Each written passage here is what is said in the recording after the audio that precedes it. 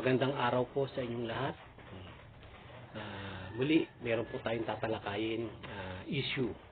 No? Tungkol po ito sa isang mangangaral, sa isang pastor na nagtuturo. Sabi umano, si Eva ay nakipagtalik kay Satanas. Yung kwento raw po kasi sa lumang tipan dun sa Genesis, na kung saan tinukso ni Satanas si Eva, hindi daw po yung prutas yung kinain. Medyo malikot po yung kanyang pag-iisip. Ayon pa nga sa kanya, baka daw po si Satanas yung kinain. Kasi po yung talatang unawa na ibinibigay niya sa Genesis 3:16, ito po ang nakasulat. Sinabi niya sa babae, pararamihin kong lubha ang iyong kalumbayan at ang iyong paglilihi, manganganak ang may kahirapan. So nung kainin daw po yung prutas, ayon sa kanya sa talatang ito, hindi daw po prutas. Kasi nga daw po mahihirapang maglihi.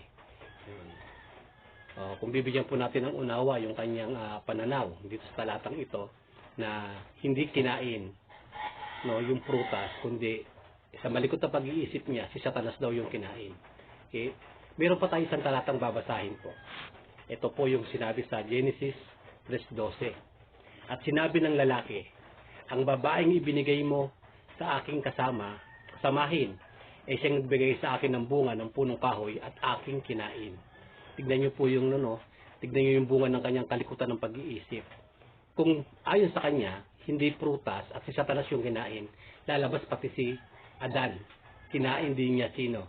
Si Satanas. Kaya nga po sabi, mag-iingat po tayo na makinig sa mga nagsulputang pananampalataya ngayon na masyadong malilikot yung pag-iisip. No? So, kailan po ba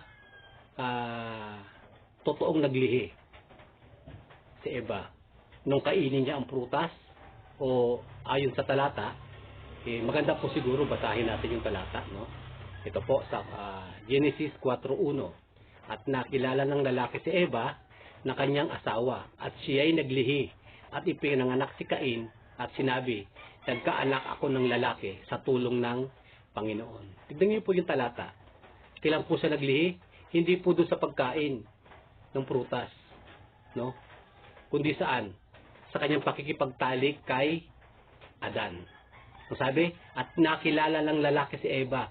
Yung salita pong nakilala, ito po yung nasumpungan niya si Eva. No? Sabi nga at nagsiping, no? At sila'y naglihi at ipinanganak si Cain at sinabi, nagkaanak ako ng lalaki sa tulong po ng Panginoon. Kailan po siya nagkaanak? Sa tulong po ng Panginoon. Wala pong kinalaman dito si Satanas. No? Kaya po mag-iingat po tayo sa mga pastor na masyadong malilikot ang pag-iisip. No? Na ililigaw tayo sa ating pananampalataya. Yun lang po.